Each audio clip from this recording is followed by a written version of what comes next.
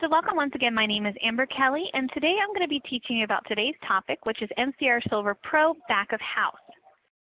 Some important contact information for you to have on hand. Our concierge team is available Monday through Friday. The hours have been updated to now be 7 to 7 Eastern. We can be reached via email at concierge@ncrsilver.com. Our customer care team is available 24/7. So if you have any technical assistance needed, feel free to reach out to them via phone, text, or chat at 877-270-3475 or email at customercare@ncrsilver.com. For today's agenda, we're just going to be looking at the back office on what it takes to set up your system through your back of house training. We'll take a look at your account settings, your general settings, the employees, menu, and your customers. We're also going to touch on the Help tab, as this is a huge asset to you from the back office. Now, your back office is located at mystore.ncrsilver.com. You should have already received your username and password to log in, and this is an example site that we're going to be working out of for today's session. Within the back office, you can see the various tabs, but in order to set up your system for your back of house training, we're going to concentrate on your user settings, the back office settings, the employees, the menu, customers, and we'll pop back to help. To start with your user tab settings, you'll need to click on your username. You then view that you have the ability to reset your password. You can log out, view account details, or purchase hardware. If we click My Account, this takes us right to an overview. With the overview, we're immediately given the active subscription number as well as other lines of information. Be advised, your active subscription number is the most important number here, as this is your account identifier number. When we talk about the number of devices that you can register to your back office, we need to look at the My Devices section. If you have more than one and you want to have your devices intercommunicate, you'll need to set up a server. That conversation will happen with your concierge representative, either on a follow-up call post this meeting or during your one-on-one hardware setup installation settings. A server is not considered an additional device, but rather a tether point for your devices to intercommunicate. Your devices will be listed here. If you need to add on an additional, an additional device slot, you'll need to click the plus sign. If you need to take away a device slot, you can remove it by hitting the Deactivate button. We do integrate with paychecks, and if you have a payroll company or are looking for one, feel free to let us know and we can share this information with you to speak with a paychecks representative. We can also look at your My Bills area. What you're being charged with from NCR will be found here in the My Bills area. All of your invoices are down below, and if you need to update your billing information and you're not associated with a reseller, there will be an update button located here. Moving on, let's talk about our general settings. Within general settings, you have your company information, store, taxes, payments, pay and out codes, charges, and kitchen routing. To start with your company and store information, the company information has various fields that are required to be filled in. This is indicated by an asterisk. You'll need to choose your localization, your primary company contact, the business information, and at the very bottom you'll want to fill in your email marketing information.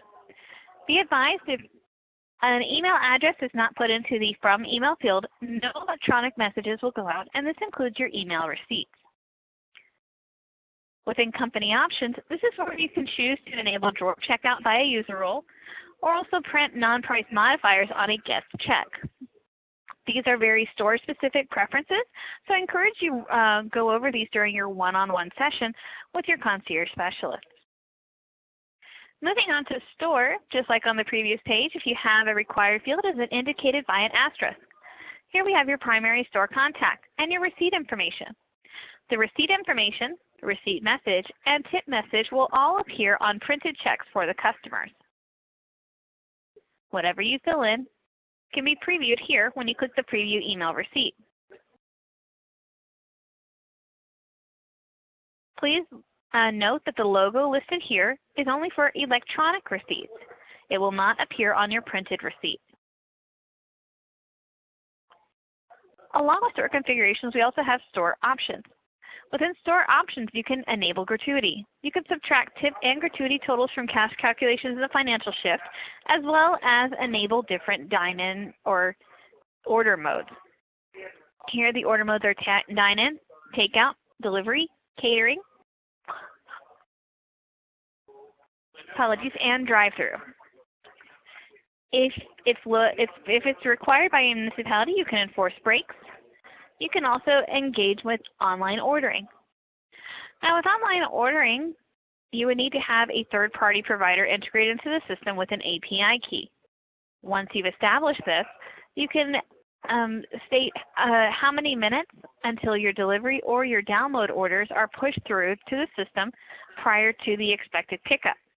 So if it takes 30 minutes for takeout orders, the kitchen or the receipt sheet will pop up 30 minutes prior. For a delivery order, maybe 60. For your guest count method, by default, everything is counted by seat, though you can indicate by item and put the item value in each item that's listed, or by prompt by you indicating exactly how many people came to eat in your establishment. Your end of day time can also be adjusted now thanks to our latest release. So if you want to have a changeover of your best end of day time, you can indicate that hour here. Be advised that range is set on the local time, whereas when we cover another area, we're going to notice that it's set to the Eastern time zone only. But for now, let's move on to taxes. With taxes, by default, you're given one tax category. It will show no tax that will be listed at 0%. To add on additional tax categories, you need to click the Add a Tax Category button. You'll name it. Indicate yes if it's a default, meaning anytime you put in a new item, it will be applied first, though you can choose from your other categories listed. You can also choose to indicate if this is an inclusive tax. With inclusive tax, this means that the price that your customer pays, or the price that your customer sees, is the price that they will be paying. The tax itself is wrapped into the cost of the item. There is a special report that will show you what taxes are owed, even though it's inclusive in the price. Once you've indicated this, you can change the percentage by clicking within the box and typing the percentage rate. If it's 6%, you're going to put 6, not 0.0006, because we've already put in the calculations for you. Another cool thing that you can do with our system, if you notice there's a little pencil icon to the left of the location name. Click on the pencil icon, and then you can choose from one of two options of either stating that yes, this location has multiple jurisdictions, or yes, this location uses different taxes for some order modes. So you can have a different tax for drive-through versus takeout versus delivery. Or you can say, hey, I want the breakdown of my taxes broken down by city, state, and county. Let's move on to our next area under settings, which is the payments. Within payments, if you're going to be running credit cards with the system, you'll want to submit what's called a VAR sheet to us. Now, if it's a regular traditional VAR sheet where you're only reading the MaxStripe credit cards, then you can expect a turnaround time between 24 to 48 business hours. With the VAR sheet, before we can even have it in, it must be submitted to us by you or the processor. If you don't have a processor, let us know by request, and we'll forward you a list of those we're familiar with. The VAR sheet should be emailed to both the customer care team and concierge at ncrsilver.com. We strongly encourage that your subject line be VAR sheet, and be sure to include the active subscription number, as this is the fastest way for us to locate your account. Now, once again, the timeline of 24 to 48 business hours is if this is for a traditional VAR sheet only. If it's an EMV VAR sheet, the process can take significantly longer, say 10 to 14 days, depending on the complexity of the VAR, as well as if you pre-ordered your EMV chip card reader device. Once you have that information in the system, you will notice a change here in the integrated credit area of your payment methods section. You can then choose to allow for manual card entry, accept credit card tips, require signature for purchases greater than a certain amount, as well as indicate your batch settlement time. If it's set to manual, you have to manually push through the batch. If it's set to automatic, it will go at a time that you designate based on the Eastern time zone. For offline credit allows you to continue to take credit card payments without being connected to your processor, internet, or even power provider for any given reason. You would put in maximum values in place, so therefore you're not risking too much while in offline mode, because while you can swipe the credit cards, you won't know if they've been approved or declined until you're back online again. Moving down below, if you're going to be using integrated gift cards, you'll need to submit a VAR sheet for that as well.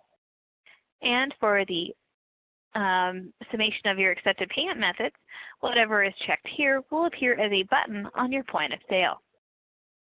Finally, per one of our latest releases, we now have the ability for cash rounding. This allows you to round to the nearest nickel, dime, or quarter value based on the currency that you're handling. If you're running a credit card, though, it will still charge it to the nearest penny. Now for pay in and out codes, this allows you to classify the actions of how your cash is moving in or out of your cash drawer. To add a pay in out code, you click Add Pay in Out Code.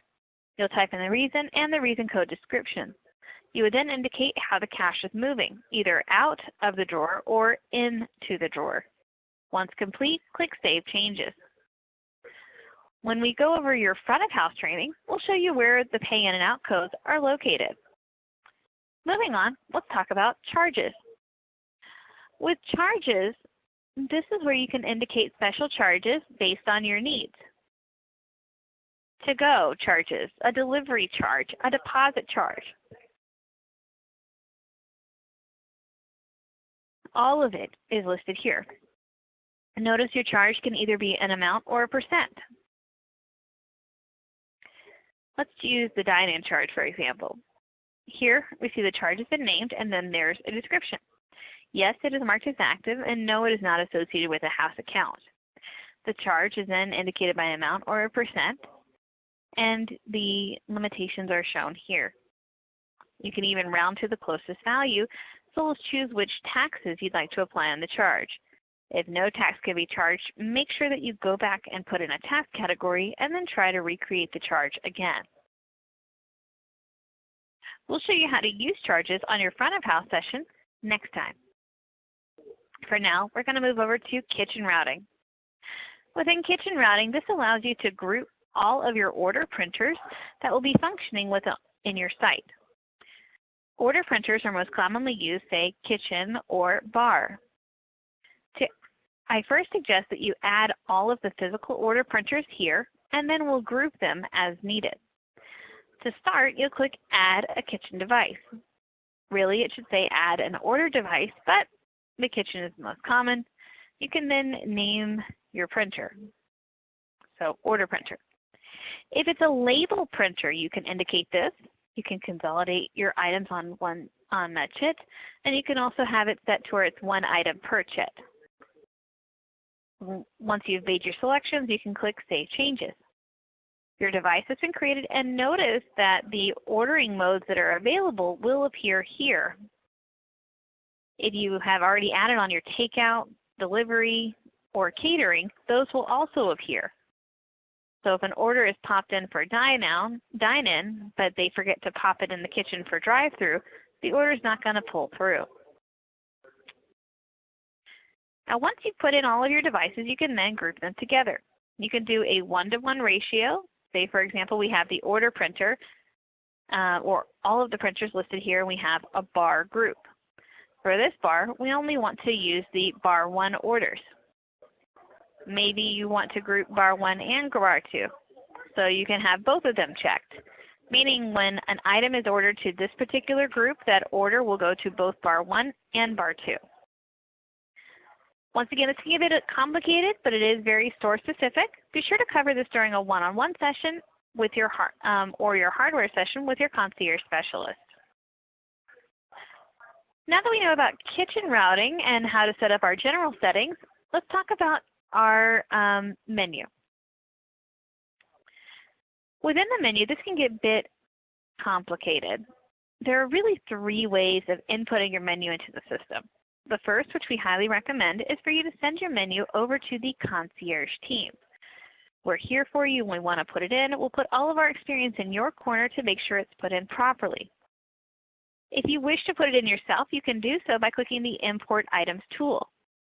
Notice that you can click on the image to be provided a guide on limitations of what the import tool should pertain to. And if you click Download Template, you'll be provided with a blank template that you can fill in based on the guide information. If you don't want to use the template, there is an option to manually apply your items within the system. The first step in doing this is to first add a category. You'll name the category and then click Save. Departments, tags, and colorings can always be addressed later as they have their own subsection. Once the category has been created, you can add an item. To add an item, click Add Item. If it's a simple item, the only thing you need to do is just give the item a name, such as horchata, and we'll give it a sales price. Notice no other fields are required in the system. Once you're done, we'll click Save. Now, if a more complicated item is needed, we click Add Item.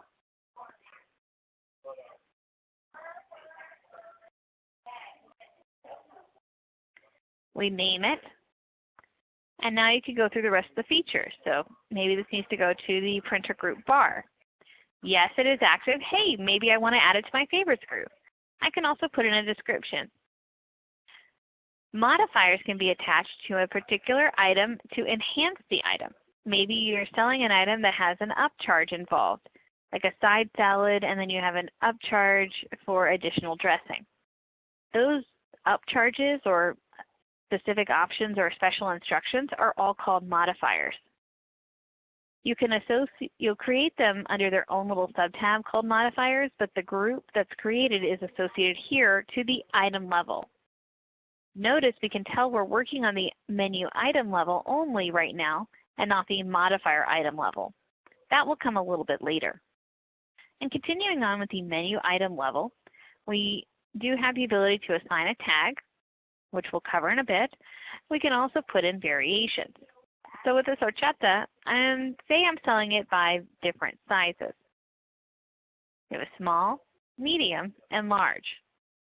Once I've put in my variation options, I'll click Done.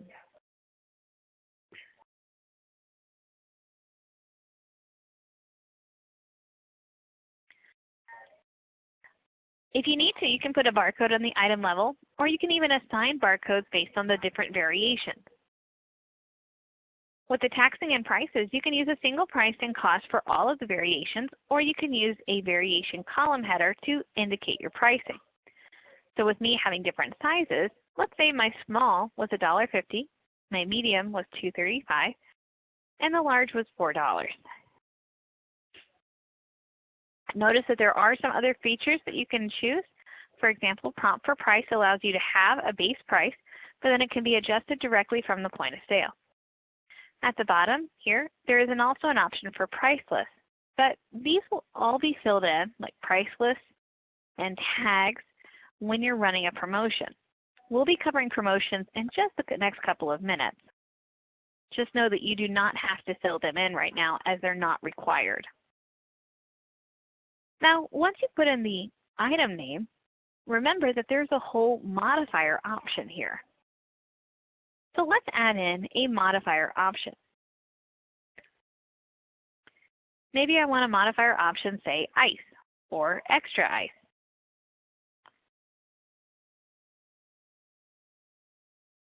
The printer group will stay the same. Instead of being a menu item, I'm going to go through the modifier item options. So while it cannot be looped together in a group, the item itself can go in its own modifier group. Now remember, the modifier groups are created under their own section. They're just listed here. If you don't see it listed, go back and name the group and then come back. And the rest of the options still apply. If there's an upcharge, you can put in the upcharge. If there's no upcharge, you leave it at 0. Notice that once you complete putting in the item, you can tell if it's a menu item or a modifier item. Menu items will appear as buttons, while modifier items will not appear at all. Other areas of improvement that you can change here in the back office. You can sort the order by moving items or categories up and down their corresponding lists. You can download a full item list. You can also edit multiple items to affect particular categories by changing the category, changing the taxes, changing the printer group, changing the print priority, hiding it by marking it as inactive, indicating yes, these are menu items and modified by certain groups, or yes, these are modifiers and they belong in these certain groups.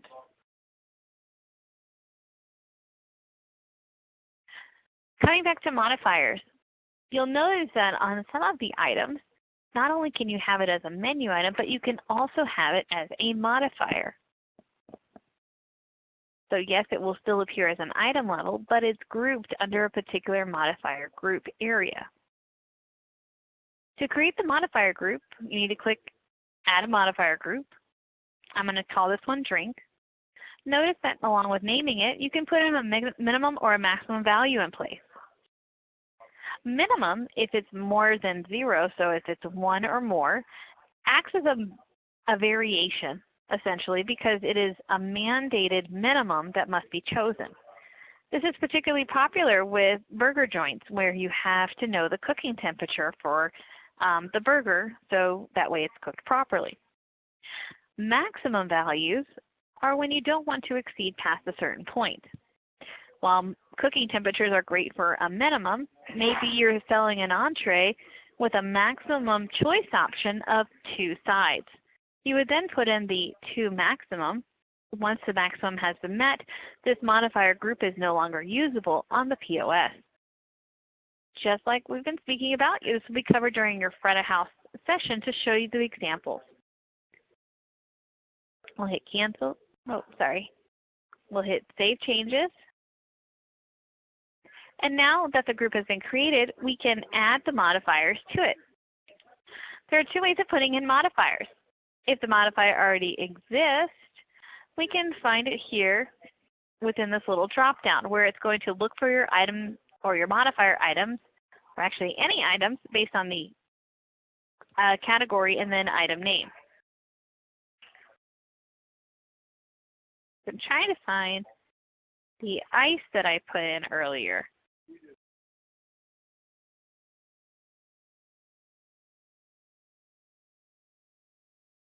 Give me 1 moment. Here we go, extra ice. Because it already existed, I found it in the drop-down. I can leave it at the default price or change the price automatically, and click Save and add another. Now, if the modifier is not existent in the categories and items area, you can add it here on the fly by clicking the plus icon, naming which group it belongs to,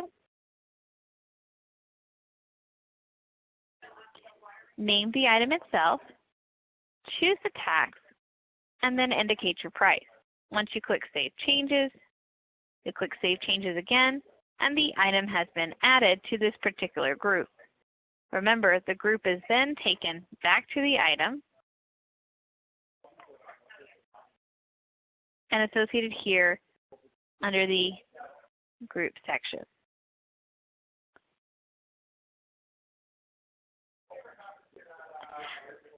Moving on, while your items are put into categories, your categories can be further grouped together into departments.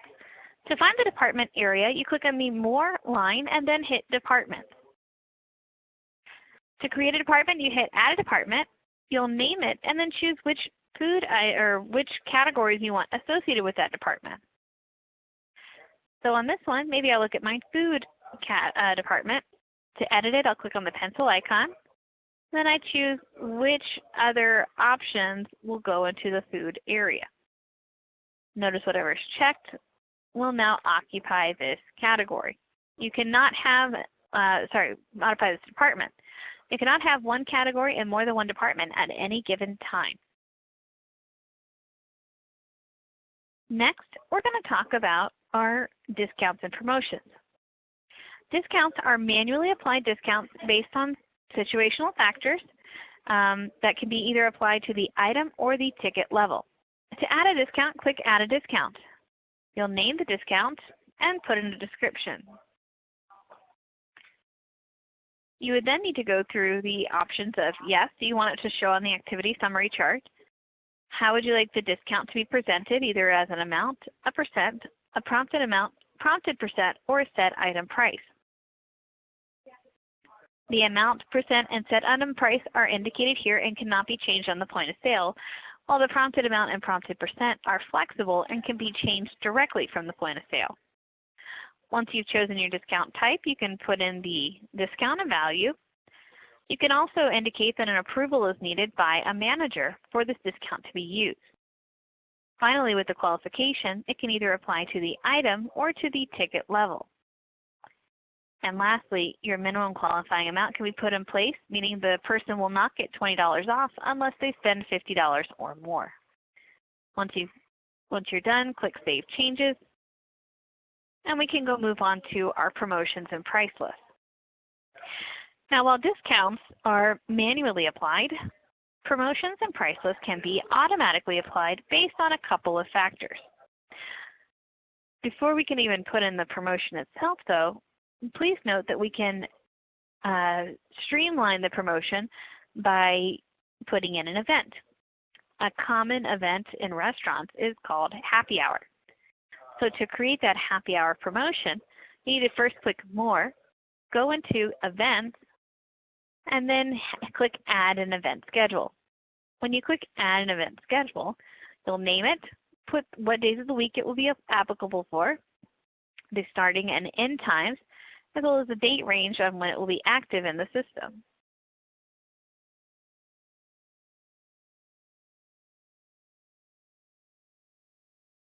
Once you have created your event schedule, you'll click Save, and then you can move on to the next phase, which is to choose your tags. So with the events, we're looking at when the item will be affected. Tags will show you what items will be affected by the promotion. To add in a tag, you click Add a Tag. You name the tag, and then you can associate full departments, full categories, items, or price variations into the system. To add the variation or any of the items, categories, or departments, you'll highlight it on the left side and then click Add to move it to the right.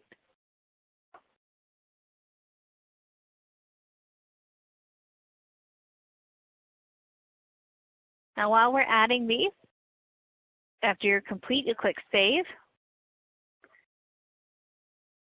and we can move on to the promotions area. Now, some promotions, or very common ones, would be like buy one, get one free, happy hours, maybe you're even having a combination. To add a promotion, you click Add a Promotion. You can then give the promotion a name. In this case, I'm going to do a combination example, and I'm going to have it activated by the event called Hot Dog. I then want it to be triggered to detect automatically during the event times. The buy rules need to be put in place then in order for this combination to go into effect.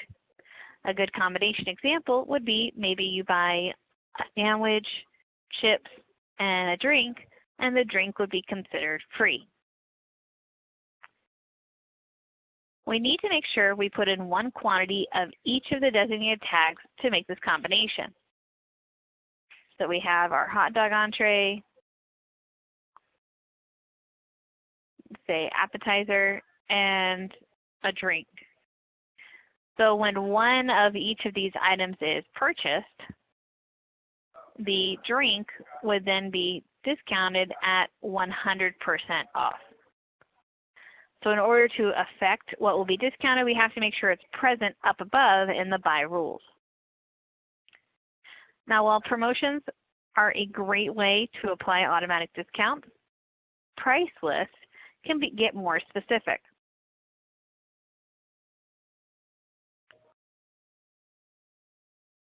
With Priceless, to start off, you would need to hit Add a Price List, and you would then be shown your price list settings. You would name the price list. You can choose how it would be affected, either by an event that you put in place or will be active at all times. You can also choose your start and end date. And then, as opposed to affecting your items en masse based on your promotion parameters, you're going to manually key in the price differences. So say during this event, my coffee is actually $1. Not only can you go down, but you can also go up. Maybe my extra ice is going to be $1.50 during that time period. Whatever your flavor, no matter what, as soon as you're finished, just hit Save, and the special for this price list has been updated.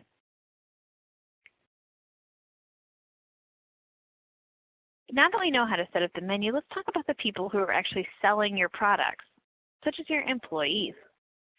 With your employees, your employee list will be shown here.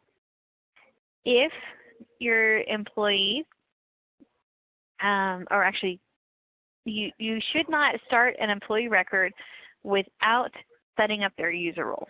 The user roles are the different jobs that you have on hand at your business.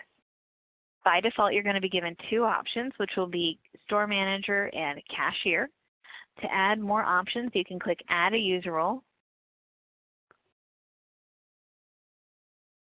You'll name it, and you can even put in the standard rate of pay for that particular job. So maybe for this cashier, you like to pay them $7.25 an hour, and that's for the whole role. Now, the exclude from labor reporting calculations, that's for staff such as your managers. Because if you're not really tracking your manager's pay, but rather your hourly employees, you would want them included. Once you've created the user role, you click Save Changes. After the user role has been created, you can add in permissions by filling in the checkboxes below. Notice that your point of sale access checkboxes will be up above, and your back office access checkpoints will be down below at this point. It is important to have a distinct difference, because when you're with your point of sale only, you'll be required to have a PIN code, while with a back office access, you'll be required to have a username and password to look at the information as we are viewing it now. Once you've created those user roles, we can then pop over to the employee side. To look at one of the employee examples, notice that we have the employee name. We have the short name. We also have the email address. The user roles are then indicated here by what's checked. If only the server was checked, then only the PIN code would be required at this point, because that user role was limited to the POS. But if this person has like an account manager or store manager status, you can see that now the username and password are required. After an employee record has been created, you do have the ability to change your PIN or reset your password. You also have the ability to click on the rate or the general rate for that role and change it for the individual employees. So maybe for this store manager, even though the base rate is $25 an hour, maybe this person got a raise to $27. This helps you to accurately define your labor reporting.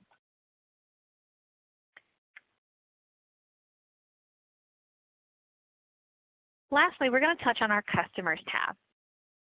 With the Customers tab, we have our email marketing, loyalty program, survey, customers, social, and house accounts.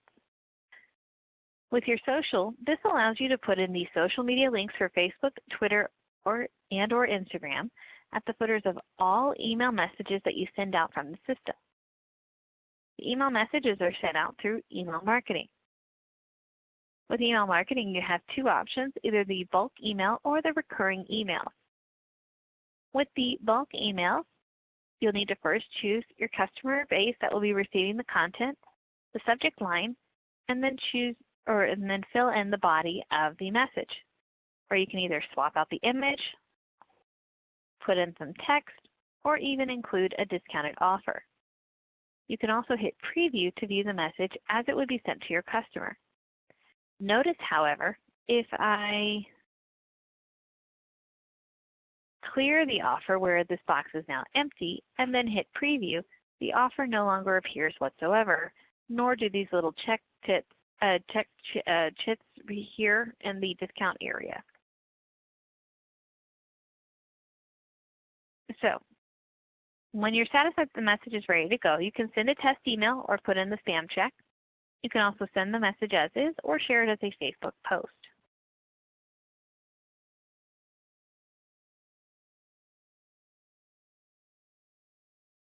The other option would be recurring email.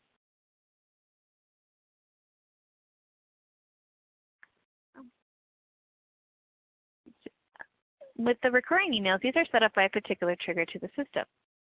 This is the receipt email. Its trigger is that your customer wants their email via receipt.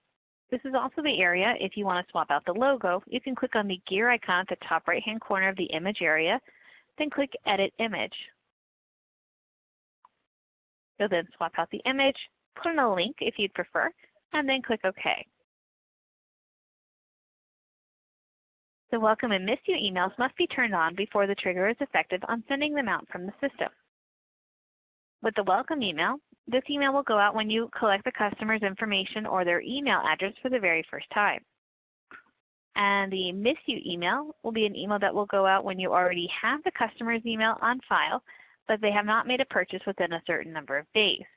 Once that limitation is hit, this message will go out.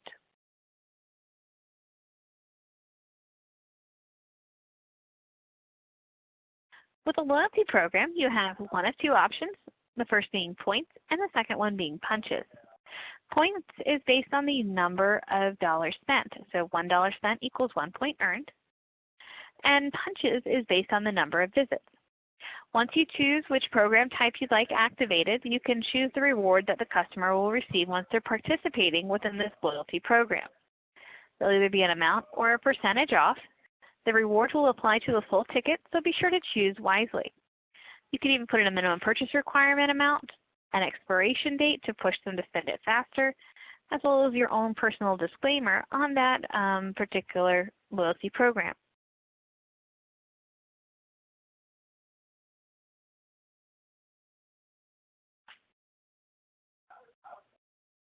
Now, by the only way for a customer to participate in the loyalty program is if you assign their name to the ticket on the point of sale, which of course we will definitely show you how to do this during your front of house session. With the survey, this is not going to actually be a survey for the customer to fill out, but a frequency or a survey message that you can provide to your customers based on a particular frequency. Because it's set to 5, this little survey message shown here will go out once every 5 tickets. For your customers, as you're collecting their information either from the point of sale or you're importing it directly here in the back office, your customer information will be stored under the Customer sub-tab. Notice that you get to see their name, phone number, and email right off the bat. You can also see if an email is in red that it is now marked as invalid. Odds are because we tried to reach them and there was no way to get through or we had a hard bounce back. If you want to add in a customer, you can click the Add a Customer option and put in their name as well as the rest of the information that you have on the customer. Notice that with your customer name, email, and phone number, your customer is searchable. If you write any notes on the customer, that will be present here. Any loyalty program use will be shown here. And of course, if they're associated with a house account. Now, house accounts are created under the House Account sub-tab, but you can see who's the owner and the max balance listed here.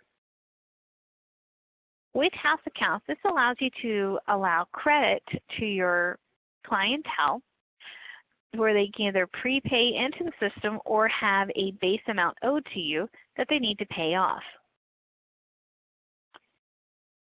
You can even, whenever you click it to the house account, you click Create Statement, and then you can see how much is due.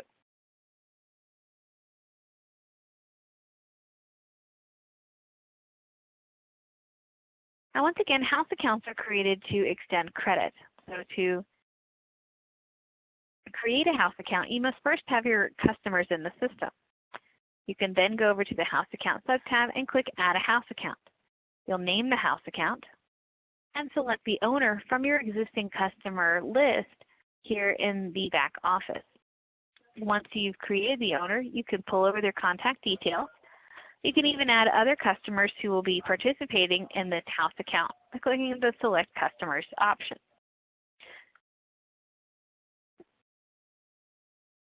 So to round out today's session, we're going to talk about the Help tab. With Help, this acts as your own personal Google into the back office. So if you wanted to learn more, say about your loyalty program, and then click Help, additional articles will be presented to you based on the topic that you were viewing in the back office. If you skip around to different areas, such as Menu, and then click Help while being in the item profile, the same will occur, where when you click Help, you'll now be given articles on how to set up and work with your categories, departments, and items in the back office. And not everything is clickable from the back office. Maybe you need to look up information on your printer. You can type in a keyword such as printer and maybe look up the information on what needs to be connected. For me, the most popular model we have here is the SRP 350.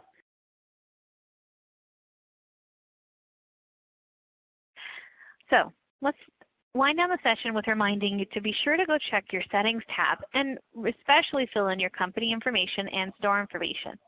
You want to check over the options for each two to see if those areas need to be enabled for your store preferences. If you decide to go with offline credit, don't forget to put in your maximum values in place. Remember, since it is a cloud-based system, once you go back online, those transactions will be pushed through. All attendees who came into today's session will receive a Getting Started checklist so you can track your progress through your NCR Silver journey. As far as what's next, we can cover your front of house training to go right into the point of sale and show you how it's going to work, how to close shifts and ring up sales.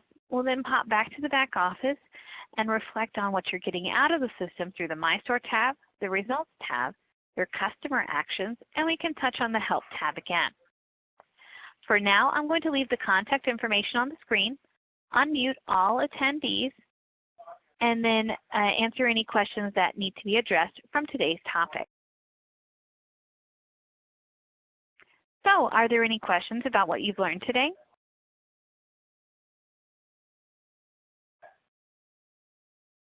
Hello?